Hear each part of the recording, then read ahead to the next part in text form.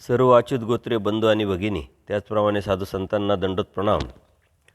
आपण सर्वज्ञ श्रीचक्र प्रभू या सृष्टीवरती अवतरल्यानंतर या जीवाच्या हिताकारणे, भल्या कारणे, अयोग्य जीवाला योग्य करण्यासाठी व ज्ञानाला व प्रेमाला पात्र करण्यासाठी ज्या अनंत लीळा परमेश्वर करतात त्या लीळांचं चिंतन करत आहोत. आणि ह्या लीळांचं चिंतन करत असताना त्या लीळांमधून परमेश्वराने दिलेला आपल्याला बोध, समज ते आपल्या जीवनात उतरून त्या परमेश्वराबरोबरच आपल्या आध्यात्मिक जीवन प्रवास करत करत परमेश्वराला प्राप्त करण्याचा आपण प्रयत्न करत आहोत. परमेश्वर वेरूळला आहे आणि ह्या वेरूळला परमेश्वर असताना अनेक सद्भक्त आहे. त्याचबरोबर पैठणवरून सारंग पंडित पण आलेले आहे. एके दिवशी श्रीप्रभू बाबांचा महिमा देव सांगत होते, निरोपण करत होते आणि सर्व सभा भरलेली होती. अनेक प्रतिष्ठित महाजन लोक आलेले होते, त्याच्यात सारंग पंडित पण होते.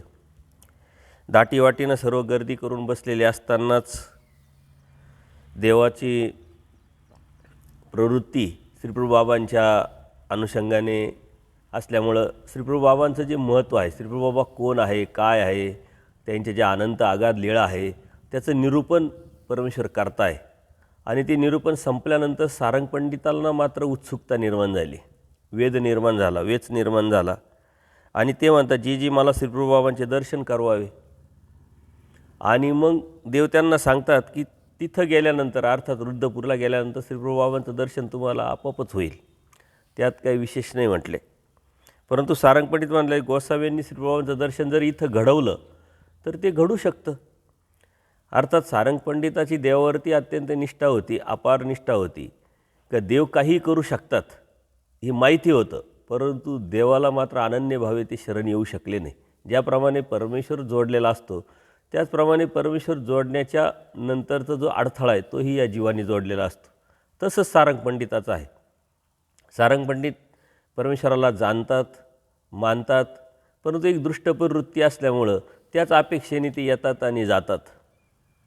त्याच्या पलीकडं त्यांनी विचार न केल्यामुळं समजत होतं, कळत होतं, परंतु वळत नव्हतं. अशा पद्धतीनं त्यांची निष्ठा होती.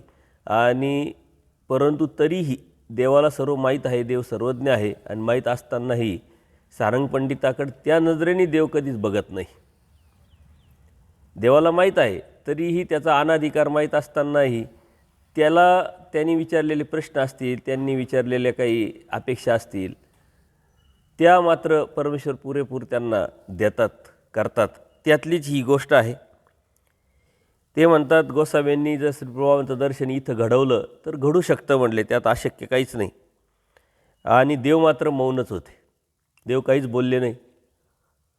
सकाळचा पूजा अवसर झाला, चरण शाळणबाईसांनी केल्यानंतर उपार झाला, पौढ झाला, उपौढ झाला. आणि सायंकाळच्या वेळेस मात्र स्वामी विहरणाला गमन करतात. आणि विहरणाला गमन करत असताना बरोबर सारंग पंडित असतात. सारंग पंडितांनी पाण्याची कळशी सोबत घेतलेली आहे. देवाच्या दास्यानिमित्ताने जर पाणी प्यायची वेळ आली, काय जेवी असेल, त्या उद्देशाने त्यांनी कळशी घेऊन देवाबरोबर चालायला सुरुवात केली. आणि देवाने मग त्यांच्या खांद्यावरती आपला श्रीकर ठेवलेला आहे. आणि विचारतात की, पांड्या मागे काय म्हणत होते, सकाळी तुम्ही काय म्हणत होते, ती एक आठवण करून देतात.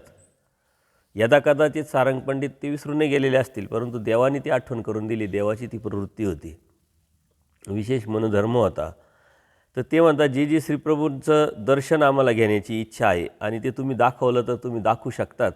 दर्शन होणार नाही असं नाही आहे, तुम्ही जर ते दर्शन घडवलं तर घडूही शकतं, ही अपेक्षा मी व्यक्त केली होती ना, आपणास विनंती केली होती. त्यांनी ते देवाने विचारल्यानंतर त्यांनी सांगितलं. आणि मग देव म्हणतात, हे पहा श्रीप्रभू अनकईची टेकडी उतरत आहे. अनकईच्या डोंगरामध्ये पायथ्याला देव उभे आहे, सारंग पंडित उभे आहे. आणि वरतून आता गोविंदप्रभू बाबा येताना दिसत आहे. तेव्हा पलीकडूनच ते पाहत आहे, अत्यंत नाभीला स्पर्श करणारी दाढी, मोकळा केशकळाप, मोकळा कासोटा, अत्यंत ती मोहक गोविंदप्रभू बाबांची श्रीमूर्त, डाव्या खांद्यावरून घेतलेलं धोतर, हास्य करीत स्वतःशीच बोलत आणि आकाशाकडे बघत बघत टाळी वाजवत ते अवलोकन करत दाढी विंचरत श्यामल श्रीमूर्त्या श्रीप्रभुवान जे आहे ते माळावरून गमन करत असतानाच परमेश्वरांनी सारंगपंडितांना ते विलोभनीय दृश्य श्रीप्रभुबाबांचं श्रीमूर्त दाखवली. ते अवाक होऊन आश्चर्यचकित होऊन पाहतच राहिले. आपणही ती श्रीमूर्त जर समोर आणली तर अत्यंत 60-70चं वय, दाढी वाढलेली, केशकळाप, अत्यंत तेज असं चेहऱ्यावरती आणि आपल्याच मस्तीत आपल्याच याच्यामध्ये श्री गोविंदप्रभू बाबा हसत टाळी वाजवत आकाशाकडे बघत चाललेले आहे. आणि सर्वज्ञ त्यांना सांगतात की भटो नीट बघा, व्यवस्थित पहा म्हटले. आणि ते जी म्हणत डोळे विस्परून देवाचे श्रीमूर्त बघताय. श्रीप्रभू बाबा अचानक अगदी चालत चालत समोर आलेले आहे. आणि मग देव म्हणतात घाला दंडोत. श्रीप्रभू बाबा आले आणि सर्वज्ञ घाला दंडोत म्हणत्याबरोबर सारंगपंडित दंडोत घालण्यासाठी झुकतात. त्यांच्या चरणावरती डोकं ठेवण्यासाठी डोकं टेकवतात आणि मस्तक ठेव असं उठून पाहतात तर काय, तिथं काहीच नाही, कोणीच नाही, श्रीप्रभुबाबाने. आता ही विज्ञानाची लीळा करून सर्वज्ञांनी श्रीप्रभुबाबांचं दर्शन त्यांना घडवलेलं आहे. त्यांचा हट्ट आहे. आणि ह्या जीवाच्या हिताकारणे भल्याकारणे त्यांची योग्यता वाढवण्याच्या उद्देशाने परमेश्वराकडे जर आपण प्रार्थना केली, आपला जर भाव शुद्ध असेल, नियत शुद्ध असेल, विचार शुद्ध असेल, तर नक्कीच आपल्यालासुद्धा ह्या गोष्टीचा प्रचिती येत असते. परंतु अर्थात आपण आता देवाकडे प्रार्थना करू शकत नाही, तुमची श्रीमूर्त आम्हाला दाखवा, तुमचा पूजा अवसर आम्हाला दाखवा, किंवा गोविंदप्रभू बाबांची श्रीमूर्त दाखवा, श्रीकृष्ण महाराजांची श्रीमूर्त दाखवा. आपली तेवढी आर्तता नाही, तेवढा भाव नाही, तेवढी शुद्धी नाही आपली. कारण कितीही मोठी साधना केली तर हे रहस्य आहे. आणि हे रहस्य आजपर्यंत तरी मी कोणाकडून ऐकलं नाही की आम्हाला श्रीप्रभू बाबांचा म्हणा, स्वामी श्रीचक्रांचा अवसर दिसला, श्रीमूर्त दिसली. तर ह्या ज्या गोष्टी आहे ह्या प्रचितीच्या जरी असल्या तरी हे रहस्य आहे आणि हे अशक्यातली गोष्ट आहे. त्यावेळेचं सन्निधान सारंगपंडिताची तेवढे योग्यता म्हणा, तेवढी कणव म्हणा आणि देवाची प्रवृत्ती या साऱ्या जुळून आल्यामुळं गोविंदप्रभू बाबांचं दर्शन त्याच वेरूळला आणखीच्या डोंगराच्या ठिकाणी देवाने त्यांना घडवलं. आणि त्यांनी पाहिल्यानंतर श्रीप्रभू बाबा अदृश्य झालेले आहे. त्यांनी सर्वज्ञाच्या श्रीचरणावरती मस्तक टेकवलं आणि मग सर्वज्ञांनी त्यांना घेऊन मठात गमन केलेलं आहे. सारंग पंडित कितीतरी दिवस तिथं वेरूळला सन्निधानात होते, थांबले आणि त्यानंतर गावाला ते निघून गेलेले आहे. सर्वज्ञ उत्तरापंथाकडे निघून गेल्यानंतर सारंग पंडित मात्र एकदा वाराणसीला गेलेले होते आणि तिकडून येताना गोविंदप्रभू बाबा म्हणजे अर्थात रुद्धपूरला त्यांना जायचं होतं. ते रुद्धपूरला आल्यानंतर शांताबाईसाची जी मुलगी एकाईसा, ती एकाईसा भेटल्यानंतर ती एकाईसाला सारंग पंडित म्हणतात तुम्ही मला श्रीप्रभू बाबा दाखवू नका म्हटले, कारण मी ओळखतो आणि मला वेरूळला स्वामींनी त्यांचं दर्शन घडवलेलं आहे, ती श्रीमूर्त मी पाहिलेली आहे, त्यामुळे तुम्ही मला सांगू नका की हे श्री गोविंदप्रभू बाबा, मी बरोबर ओळखेन. आणि अशा पद्धतीनं त्यानंतरच्या काळामध्ये जेव्हा ते रुद्धपूरला गेले त्यांनी श्रीप्रभू बाबांना बरोबर ओळखलं, कारण देवानी सर्वज्ञांनी त्यांना अगोदरच त्यांना दाखवलेलं होतं. तर श्रीप्रभू बाबा वेढे करीत असताना भेट झाली. संध्याकाळचा पूजा अवसर झाला, आरती ओळखणी झाली सर्वच. आणि मग त्यावेळेनंतर सारंगपंडितांनी श्रीप्रभू बाबांचे ही काही संस्कृत श्लोकाच्या माध्यमातून स्तुती केली, श्रवण केलं आणि पूजा अवसर करून ते तिथं थांबले होते. अशी ती नंतरच्या काळात सारंगपंडितांनी तिथं गेल्यानंतर ती एक आठवण सांगितलेली आहे. आणि त्यानंतर सारंगपंडित हे आता पैठणला गेलेले आहे आणि त्या पैठणला गेल्यानंतर आपल्या आपल्या कारभारामध्ये आणि व्यापारामध्ये गळून गेलेले आहे. इकडं शांताबाईसा म्हणजे अर्थात त्यांची मामी ही वसमतच्या आहे आणि त्या वसमतच्या असताना त्यांचं मूळ नाव माईबाईसा आहे. आणि त्या माईबाईसा त्यांचे पती सरले, त्यांचा मुलगा सरला, 2 मुली होत्या त्यांना, त्या 2 कन्या होत्या, त्यापैकी पुत्राचं देहावसन झालेलं होतं, पती सरलेले होते आणि त्यावेळेस राजकीय परिस्थितीनुसार त्यांची जी इस्टेट होती, त्यांच्याकडे जे बी जमीन जुमला घरदार होतं ते सर्व जप्त झालं होतं. अर्थात गव्हर्नमेंटनी, त्या सरकारनी किंवा त्या राजेराजवाड्यांनी ते घेऊन टाकलं होतं. आता जसमाईसा आणि एकाईसा अशा त्या 2 मुलींचे नाव होते. तर धाकट्या कन्येला म्हणजे जसमाईसाला फिट यायचं. आपल्या आजच्या काळामध्ये फिट येणं आहे, आपण बघितलं तर ते तिला फिट यायचं आणि त्या फिटमुळं तिच्या नवऱ्याला ती आवडत नसायची आणि तिचं लग्न झालेलं असतानाही नवऱ्याने तिला टाकून दिलं होतं, सोडून दिलं होतं आणि त्याच्यामुळं तीही शांताबाई सगळं अर्थात माहेरलाच राहत होती. आणि ते सासरचे तिला घेत नव्हते, नेत नव्हते, कोणालाही ती आवडत नव्हती. त्यामुळं तिला अधिक दुःख झालं. जे नवरा मेला, मुलगा मेला, मुलीलाही सासरच्यांनी टाकून दिलं आणि एक एकाईस आहे तीही तिच्याकडंच आहे. त्याच्यामुळं तिला अत्यंत दुःख झालं आणि ती दुःख करत करतच आपलं जीवन व्यतीत करीत होती. एकदा असंच गावातले काही लोक द्वारावतीला चालले होते, द्वारकेला चालले होते. ते यात्रेकरूंच्या मेळाव्यामध्ये आपणही जावं, आता दुःख झालं होतं, कोणीच नव्हतं आणि त्यामुळे तिच्या मनात एक वाईट विचार येत होता, चिंतन येत होतं. काही दुःख आलं, संकट आलं, अडचणी आल्या का आपल्यामध्ये एक नकारात्मक विचारधारा येतात. परंतु आपली जोड तशी असेल, योग्यता तशी असेल, परमेश्वराची कृपा तशी असेल तर बरोबर परमेश्वर त्या व्यक्तीला त्याच माध्यमातून कसा परमेश्वराकडे आणतो, हे अत्यंत सुंदर असं हे उदाहरण आहे. ती विचार करायला लागले की एका मुलीला पाठीशी बांधेल, एका मुलीला पोटाशी बांधेल आणि द्वारकेत जाऊन उडी मारेल गोमतीच्या तीरामध्ये आणि समुद्रात जीव देईन म्हटले. कारण आता काही राहिलं नाही जीवनामध्ये, सर्वच दुःखच दुःख आहे, कोणी आपल्याला नाही आहे असं दुःख करून ती नकारात्मक विचार करायला लागली आणि यात्रे करून बरोबर ती पैठणला पोचली.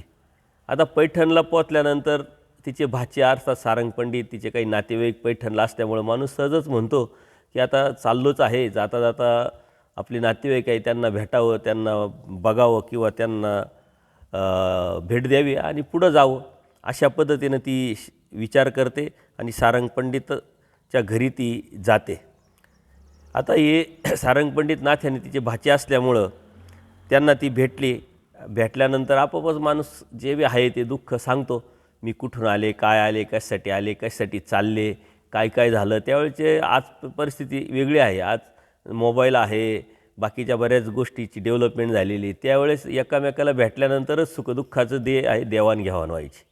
आणि मग तिनं जर सर्व रत्न सांगितलं, माझा नवरा मेला, माझा मुलगा मेला, हिला जसमाईसाला बी सासरच्यानी टाकून दिलं, आता माझ्या जीवनात काहीच नाही राहिलं. जे इस्टेट होती, थोडाफार पैसा होता, तोही सरकार जमा झाला आणि त्यामुळं मी आता ह्या यात्रेकरून बरोबर द्वारकेला चालली आहे. समुद्रात हिला पाठीशी बांधल, पोटाशी बांधल, मरून घेईल. अशा पद्धतीनं तिनं एक दुःख व्यक्त केलं, विचार व्यक्त केला आणि ते दुःख करत करत सांगत असताना सारंग पंडितालाही दुःख झालं.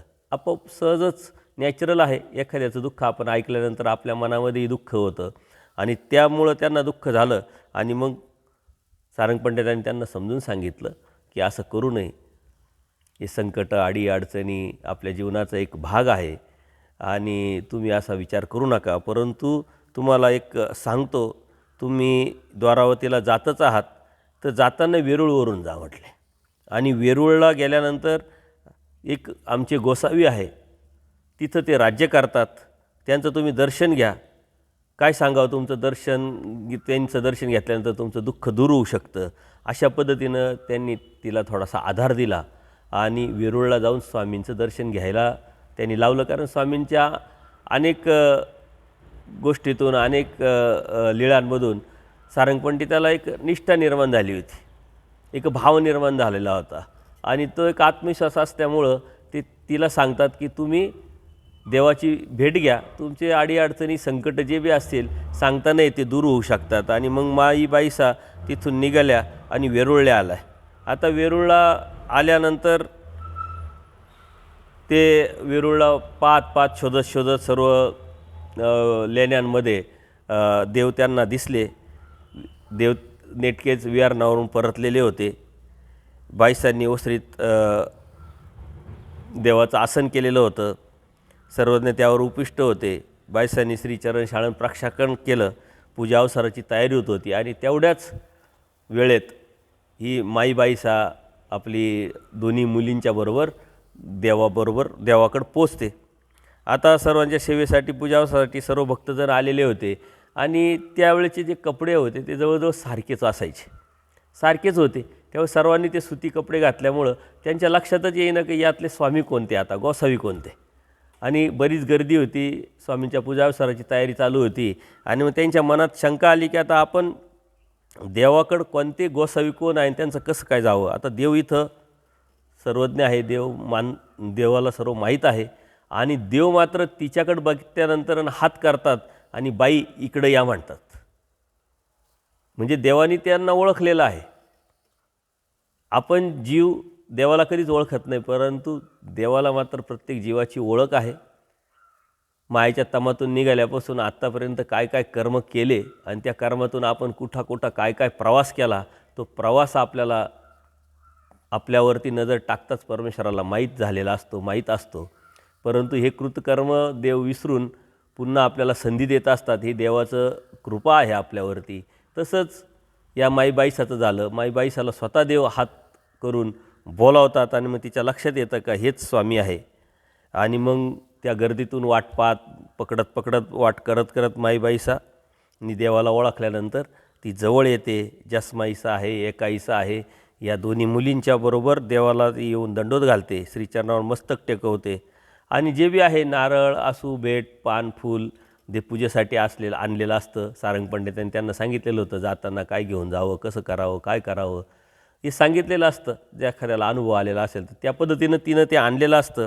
आणि सर्व दिल्यानंतर माईबाईसा आणि तिच्या आजूबाजूला उजव्या बाजूला एकाईसा, डाव्या बाजूला ही जी आपली दुसरी मुलगी आहे जसमाईसा ती बसलेली असते आणि देवाकडं पाहत असते.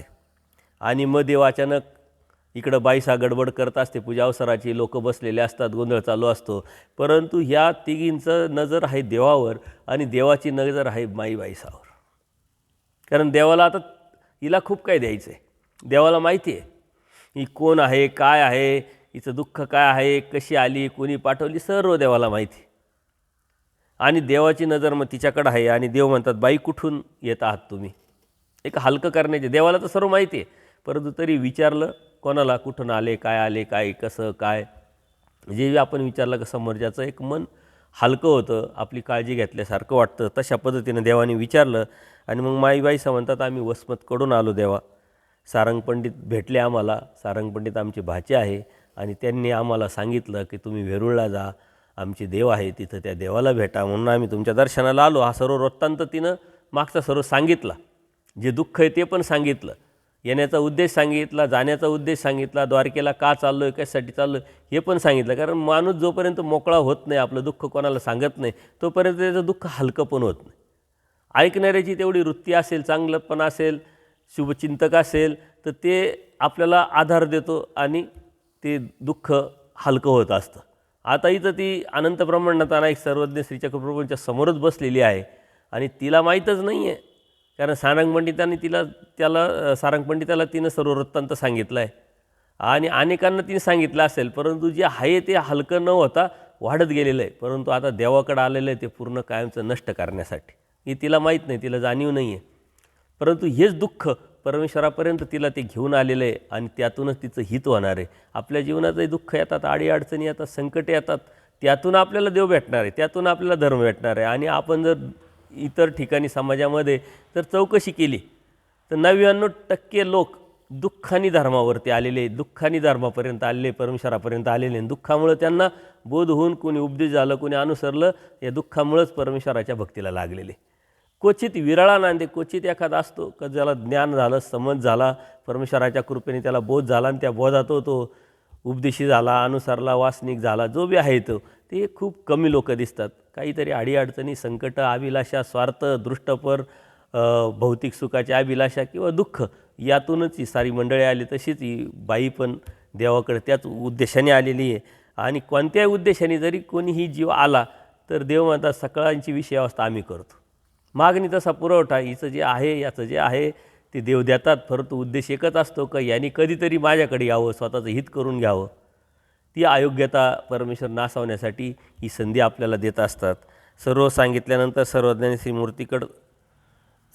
श्रीमूर्तीकडं ती पाहते, दुःख व्यक्त करते, सर्व वृत्तांत सांगते आणि दुःखात हरवलेले माईबाईसा मात्र अचानकच जी माझ्या पुत्राचे आशेच हात होते देवाकडे बघते ती देवालाच आता आपलं पुत्र मानते अप्रत्यक्षरित्या आणि तसा भाव व्यक्त करते. ते असेच माझे पुत्राचे हात होते, असेच डोळे होते, असेच तोंड होते, असाच तुमच्यासारखाच सुंदर होता, तुमच्यासारखाच चांगला होता, गोड होता, अशा पद्धतीनं ती सांगत होती आणि स्वतःचं दुःख हलकं करत होती. आणि परमेश्वरसुद्धा अत्यंत लाडानं तिच्याकडे बघत होते.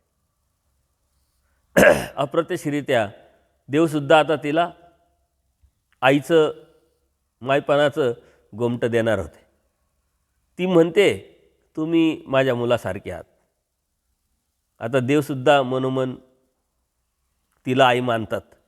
त्यांना फार दुःख होत होतं आणि त्यामुळं ती दुःख करत करत आपल्या भावना व्यक्त करत करत सांगत असते. इकडं गडबड चालू असते, एकीकडं बाईसांचा पूजा अवसराची वेळ असते, गर्दी असते, परंतु मात्र हा संवाद एवढ्या गर्दीतून एकांताप्रधान चालू आहे. देव तिच्याकडे बघतात, ती देवाला सांगते आणि मग देव तिला विचारतात, बाई पांड्याने आमच्याकडे पाठवलं का? पण तिचं लक्षच नव्हतं. देवाला काहीतरी विषय बदलायचा होता, तिचं दुःख हलकं करायचं होतं, त्या बाजूने त्यांना समजावायचं होतं. परंतु तिचं दुःख ती एवढी गडून गेली होती. देवाच्याकडे बघितल्यानंतर आता हेच माझं असं ठिकाण आहे का माझं सर्व दुःख यांना मी सांगावं. आणि तो आधार भेटल्यानंतर ती मात्र तेच पुन्हा पुन्हा बोलत होते. आणि देवाने मग थोडासा वेळ गेल्यानंतर देव पुन्हा म्हणतात, बाई दुःख करू नका.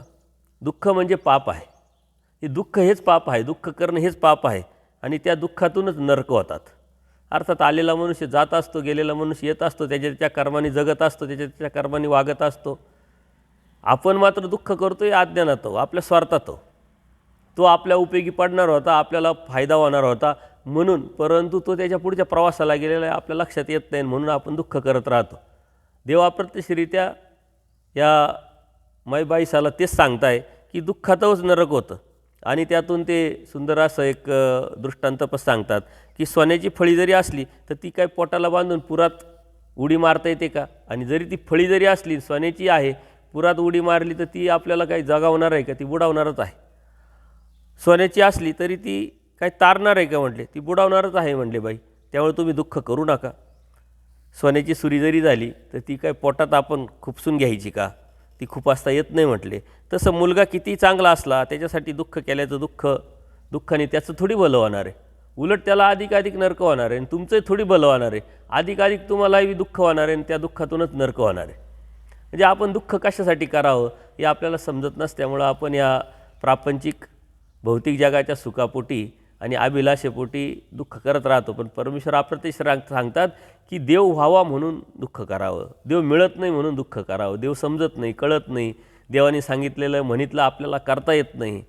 हे चतुर्विध दुःख जर आपण केलं, तेच दुःख जर फक्त बदललं, दुःख तर करायचंच आहे, परंतु कोणासाठी आणि कशासाठी करायचं?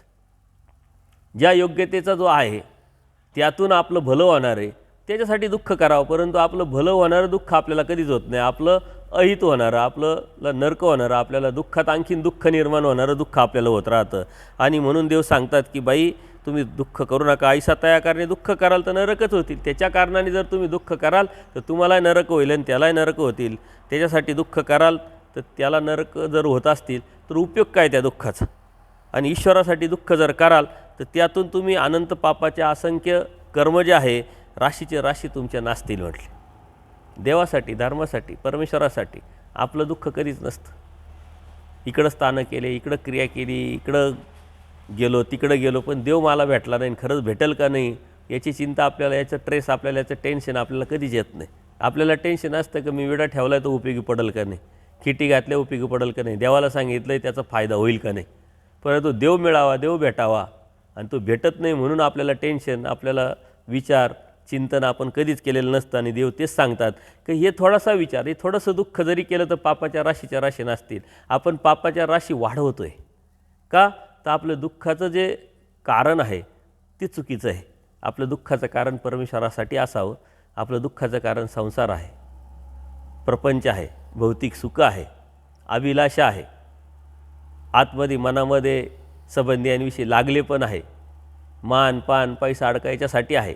आणि म्हणून ते दुःखाचा जर आपण हेतू बदलला तर किती मोठा फायदा आहे, तो दुःखाचा हेतू न बदलता किती मोठं नुकसान आहे याचा आपण विचार केला पाहिजे. देव खूप सुंदर असं तत्त्वज्ञान, खूप गहन असं तत्त्वज्ञान माईबाईसांच्या माध्यमातून आपल्याला सांगतात. अशा प्रकारे देवाने परावानीचं त्यांना निरूपण केलं. त्यामुळे त्यांचं दुःख थोडं मुळासकट निघून गेलं, दुःखच निघून गेलं. कारण देवाला दुःखातून जीवाला काढायचं आहे आणि ह्या जीवाचं दुःख परमेश्वराला बघवत नाही, म्हणून पुन्हा पुन्हा परमेश्वर सृष्टीची रचना करून स्वतः अवतार घेऊन पुन्हा पुन्हा या जीवाला बोध देतात, जाणीव करून देतात. फक्त आणि फक्त या जीवाचं दुःख आपल्याला देवाला पावत नाही म्हणून संधी देतात, परंतु त्याची जाणीव आपल्याला नसते. त्या पद्धतीनं बाईसांनी चरणशाळन केल्यानंतर माईबाईसांना चरणोदक दिलं. माईबाईसांनी आपलं घेतलं, आपल्या मुलींनाही दिलं, दोघींनाही बी. आणि त्यानंतर पूजावसर झाला, आरोगणा झाली, त्याही जेवल्या, त्यांनाही प्रसाद दिला आणि त्या तिघीही बिराडावर गेल्या. ज्यांच्याबरोबर ती आलेल्या होत्या त्या बिराडावर त्या गेल्या, आराम केला. परत संध्याकाळच्या वेळेस आल्या, कारण आता त्यांना वेद निर्माण झाल्या. सायंकाळच्या वेळेस आल्या. सायंकाळच्या वेळेस आल्यानंतर परत पूजा अवसराची वेळ झालेली होती. पूजा अवसर त्यांनी बघितला. जास्माईसाला मग चरणोदक पाजलं, त्यांच्या माथ्यावर शिंपडलं. पूजा अवसर पाहिला त्यांनी आणि जेवण वगैरे करून त्या बिराडावर पूर्ण गेल्या. आणि मग देव त्यांना सांगतात, बाई तुम्ही जोपर्यंत आहात तोपर्यंत दररोज यावं, आपलंच आहे असं समजावं.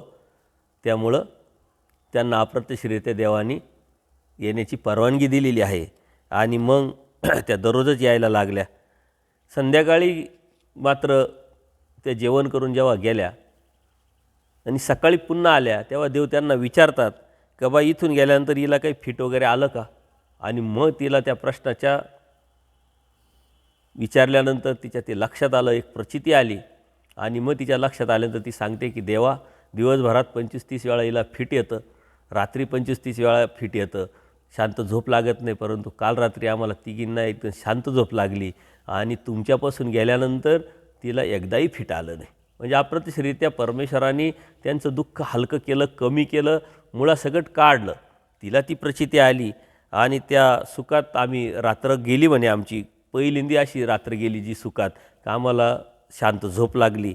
आणि मग देव त्यांना स्पष्ट सांगतात का बाई आता हिला कधीच फिट येणार नाही. या फिटाच्या ज्या दुःखातून ती बाहेर पडलेली आहे, त्याच्यामुळं तुम्ही तिचा आता दुःखाचा विचार करू नका. आणि मग त्या माईबाईसाचं दुःख गेलं, जास्माईसाला फिट नाहीसं झालं. ते जे माईबाईसा समाधान आणि स्वस्थ त्यांना वाटायला लागलं. परंतु तरी मनात दुःख होतं, तिला सासरच्यानी टाकलेलं होतं. मुलगा परत येणार नव्हता, नवरा परत येणार नव्हता, इस्टेट परत येणार नव्हती. आणि ह्या 2 मुलीचं बोज, मुलींची जबाबदारी आपल्यावर होती. हे दुःख होतं. फिट तर गेलं आहे, परंतु पुढं काय असा तिच्या मनात विचार येतो. आणि त्याच वेळी देव म्हणतात, बाई द्वारावतीला सर्व मेळा जो आहे तुमचा, ज्यांच्यावर तुम्ही आलेले आहे, चाललेले आहे, ते चालले, तुम्ही जावा. आणि देवाने अप्रत्यक्षरित्या तिची आता तिला दिलेली प्रचिती, तिला दिलेला जो अनुभूती आहे, याची अप्रत्यक्षरित्या थोडंसं चेक करतात. आणि देवाने असं सांगितल्यानंतर तिच्या मनात तो विचार आलेला आहे. आणि देवाने असा प्रश्न विचारलेला आहे का द्वारकेला सर्व जे मेळा चालला आहे तो चालला आहे, जावा तुम्ही म्हणे आता तुम्ही द्वारकेला. आणि मग ती निश्चयात्मक जी बुद्धी आहे तिनं ती सांगितली, पाठीमागचा संस्कार, तिला जी आलेली प्रचिती, त्या प्रचितीतून ती निश्चयात्मक देवाला सांगते की देवा नाही जी हीच आता आमची द्वारावती, आम्ही आता द्वारकेला जात नाही म्हटले. हीच आमचं गोसावी, आमचा कन्हैया आम्हाला इथंच भेटला, आता आम्ही तिकडं कशाला जाऊ. ज्याच्यासाठी जे मिळण्यासाठी आम्हाला पाहिजे होतं त्याच्यासाठी आम्हाला जर इथंच भेटलं तर आम्ही जायचो कशाला. पण आता आपल्याला देव भेटल्यानंतर यदा कदाचित देव समजला, देव कळाला, देव जाणवला, देवाचं नाम भेटलं, देवाचा पत्ता भेटला, आता कुठं जायचं आहे आपल्याला. पण तरी आपण फिरत राहतो. आपल्याला लक्षातच येत नाही की देवाने आपल्याला सारं दिलं आहे, आपल्याजवळ आहे, परंतु आपण फिरत राहतो. तिनं मात्र अप्रत्यक्षरित्या देवाला सांगितलं का देवा आता सर्व काही तुम्हीच आम्हाला भेटले आणि तुम्हीच आता आमचे सर्व काही आहे, आता आम्हाला कुठंच जायचं नाही, द्वारकेला जायचं नाही आणि मेळाव्यात जायचं नाही. आणि मग देवाने तिथं एक सुंदर असा दृष्टांत सांगितला. ते म्हटले चंद्राची रश्मी, म्हणजे चंद्र जो आहे त्याचं जे शीतल अशी प्रकाश असतो तो खडकावर पडतो, त्यांनी काहीच होत नाही. परंतु एक असा सोमकांतू खडक असतो का त्याच्यावरती तो पडल्यानंतर तो द्रवतो म्हटले, त्याच्यातून पाणी निघतं, तो द्रवतो. बाकी दुसऱ्यावर काहीच परिणाम होत नाही. तसं परमेश्वराच्या सन्निधानामध्ये अधिकारी जीव असतात, अनाधिकारी जीव असतात. तर जे अनाधिकारी असतात, अधिकारी असतात, जे अनाधिकारी असतात त्यांना सुख वाटतं, त्यांना बलं वाटतं, त्यांना बरं वाटतं, त्या अभिलाषेपोटी ते येत राहतात. परंतु जे अधिकारी जीव असतात त्यांना बोधदातृत्व होतं, परमेश्वर कळतो आणि ते बोधदातृत्व झाल्यानंतर मग ते परमेश्वराचे होतात. तर अधिकार आणि अनाधिकार इथं परमेश्वराने सांगितलं आहे. अर्थात तो समज घेण्याची प्रवृत्ती, त्याची संस्कार, त्याचा प्रयत्नवाद हा महत्त्वाचा आहे. म्हणून धर्म हा बुद्धिवाद्यांचा आहे. तिला जो अनुभव आला त्या अनुभवातून तिनं ते शिकणं, समजणं, जाणणं आणि त्या जाणण्यातून कृतीवर येणं हे परमेश्वराला अपेक्षित आहे. आणि ते अधिकारी जीव असतात ते मात्र याचा विचार करून पुढं चालत असतात. अशा पद्धतीनं देव मग तिला सांगतात की बाई हिला सासऱ्याला पाठवा, सासरच्याला पाठवा म्हटले, हिला द्या पाठवून. आणि मग माईसा म्हणतात नाही जी, हिला टाकून दिलेलं आहे, ही त्यांना कोणालाच आवडत नाही, नवऱ्याला आवडत नाही, सासूला आवडत नाही, सासऱ्याला आवडत नाही, दिराला आवडत नाही, ननंदेला आवडत नाही, त्याच्यामुळे ते तिला घेत नाही, घेणार नाही, मी कसं काय पाठवू. देव म्हणतात आता ही त्यांना आवडेल, आमची थोरली सून आली म्हणून त्यांना आनंद होईल, तिची ते आलीची वाट पाहत आहे, तिचे ते स्वागत करतील, तुम्ही तिला पाठवा म्हटले. उभा येताना मळवट भरतील, त्यावेळेचं मग ते उटी भरतील, जे बी आहे देवाने ते वर्णन केलेलं आहे. आणि मग हे ऐकल्यानंतर माईबाईसा ह्या आपल्या मुलींना घेऊन बिराडावर येते, संध्याकाळची वेळ असते. भोजन केल्यानंतर माईबाईसा निजण्यासाठी गेल्या आणि ती विचार करत बसल्या की देवाकडं आले, माझं दुःख कमी झालं, हिचं फिट गेलं, हा अनुभव आला आहे आणि देव आता हिला म्हणताय सासरला पाठवा, ही आवडायला लागेल. अनुभव आला आहे, प्रचिती आली आणि ही ब्रह्मवाणी आहे, परमेश्वराने आपल्याला सांगितलेलं आहे. यदा कदाचित काय सांगावं, देव होईल सांगताय तसंच होईल. आणि परंतु मग हिला नेऊन सोडायला पाहिजे. मग ती एकाईसाला सांगते देवाने आपल्याला असंच सांगितलं आहे, आपल्याला अनुभव तसाच, प्रचिती तशीच आली, तर तू हिला नेऊन सोड. आता एकाईसा काय म्हणते की देवाजवळ राहणं तुम्हाला आवडतं ना, मी देवापासून कसं जाऊ, कारण तिला आता वेज निर्माण झालेला, वेच निर्माण झालेली. आणि मग मी बी त्या मंगल अवसराला चुकेल म्हटले, त्याच्यामुळं ती तिच्या स्वार्थाचा विचार करते. आणि मग मात्र तिचा नाविलाज होतो. सकाळी परत पुन्हा ती दर्शनाला येतात आणि देव तोच विषय काढतात का बाई तुम्ही हिला पाठवलं नाही, काय केला विचार. आणि मग देवानी ती माईबाईसानी देवाला सांगितलं की मी म्हणत होते या काईसाला, परंतु या काईसा म्हणते की मी मंगल अवसराला चुकेल, तुला देव आवडतो, देवाबरोबर राहायला आवडतं, मग मला का आवडत नाही का, मी कशाला जाऊ. आणि मग देवाने तो धागा पकडला. देव म्हणतात बाई तुम्ही जा, इथे असताना यांना जे गोमटं होईल तेच गोमटं आम्ही तुम्हाला देऊ, काय हरकत नाही म्हटले, तुम्ही जा, तुमचं काही नुकसान होणार नाही आणि कोणत्याही प्रकारचं जे बी आहे ते चुकणार नाही म्हटले. आणि मग देवाने आणखीन एक दृष्टांत तिथं सांगितला शाया पाळण्याचा. जी एखादी पतिव्रता असते ती पतिव्रतेचा धर्म सांभाळत असते, आपल्या पतीचं जे बी आहे ते कर्तव्य करत असते. आणि एखादी अनाधिकारी जीव असतो, अनाधिकारी बाई असते, शूद्र बाई असते, ती तिचं पाहून पाहून ते करायला सुरुवात करते तर हिला जे फायदा होईल, हिला जे गोमटं होईल तेच तिला पण होतं म्हटले. अशा पद्धतीने देवाने सांगितलं की एखादा आचारवंत असतो, एखादा बोधवंत असतो, तो ज्ञान घेतो, देवाचं करायला सुरुवात करतो. एखाद्याला काहीच नसतं, परंतु त्यांनी पाहून पाहून देखुवेकी जरी आचार केला, देखुवेकी तरी धर्म सांभाळायला सुरुवात केली, तरी त्याला जे भेटणार आहे देव म्हणतात यालासुद्धा तेच भेटणार आहे, कारण त्याची निष्ठा निर्माण झाली. आणि ती निष्ठा आपली कोणावर तरी असली पाहिजे. पहिले देवावर निष्ठा असली पाहिजे, मग देवावरती निष्ठा असल्यानंतर आपापच कोणावर तरी आपली निष्ठा बसते. आपली निष्ठा नाही, आपण याच्याकडं त्याच्याकडं त्याच्यामुळं कुठंतरी आपली एक ठिकाणी निष्ठा जर असेल तर त्या काय करतात नेमकं त्यांच्याकडून प्रेरणा घेऊन त्याच्या पायावरती पाय ठेवून जर आपण त्या पद्धतीनं जर राहिलो, देखोविखी जर आपण किंवा विचारून जरी आपण असन्निधान असल्यामुळं असन्निधानातलेच एखादा जीव, एखादा अधिकरण, एखादे आचारवंत जे आहे, चर्यावंत जे आहे, त्यांना विचारलं, त्यांचं पाहिलं, त्याच्यातून आपण जर शिकलो तर त्यांना जी गती तीच यांना गती म्हटली. इतका मोठा फायदा देवाने दिलेला आहे. आणि हे सांगण्याचा उद्देश परमेश्वराचा काय आहे की त्या एकाईसाला सांगताय की तुम्ही तिथं जर गेले तर इथं तुम्हाला यांना जे गोमटं आहे तेच तुम्हाला गोमटं आहे, कारण तुमची ती अभिलाषा आहे. त्याच्यामुळे तुम्ही जा, यांना सोडा. आणि मग एकाईसा निघाल्या पैठणला, सारंग पंडिताकडे गेल्या. सारंग पंडितांनी ही लुगडे चोळी त्या दोघींना केली.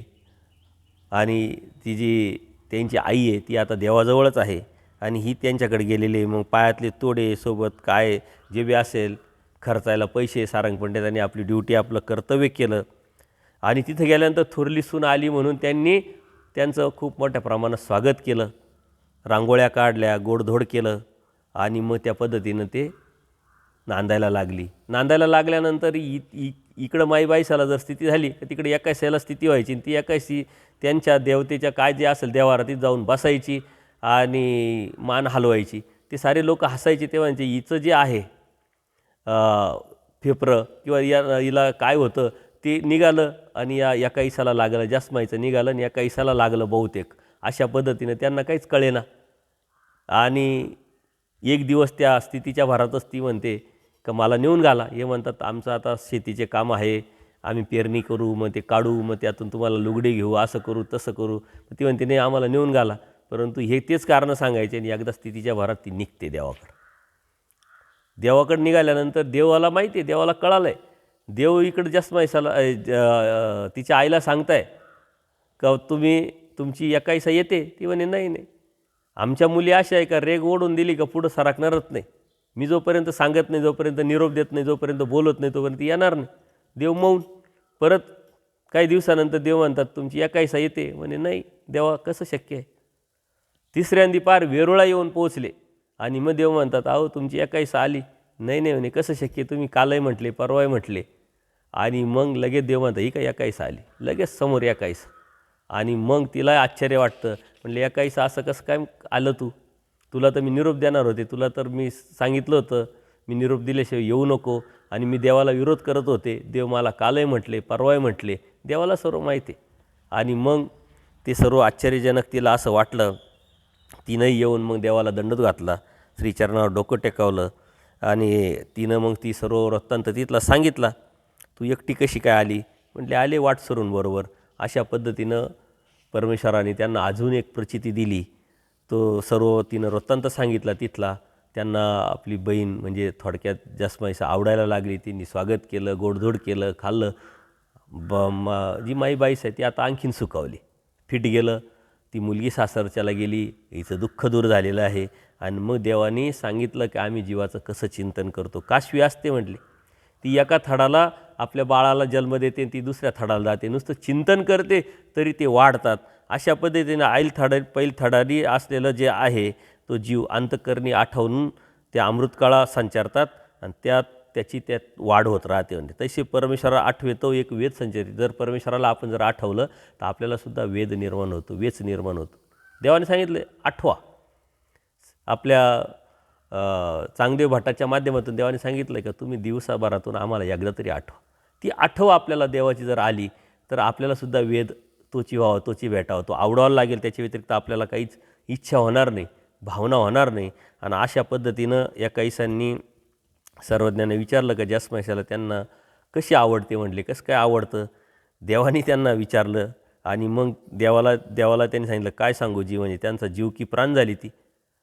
त्यांना ती आवडायला लागली. त्यांनी तुम्ही जे सांगितलं सेम टू सेम म्हणे तिची हे केली, वाटच पाहत होते. तिचं स्वागत केलं मोठ्या प्रमाणात. आणि मग हे ऐकून माईबाईसाला बी थोर सुख झालं.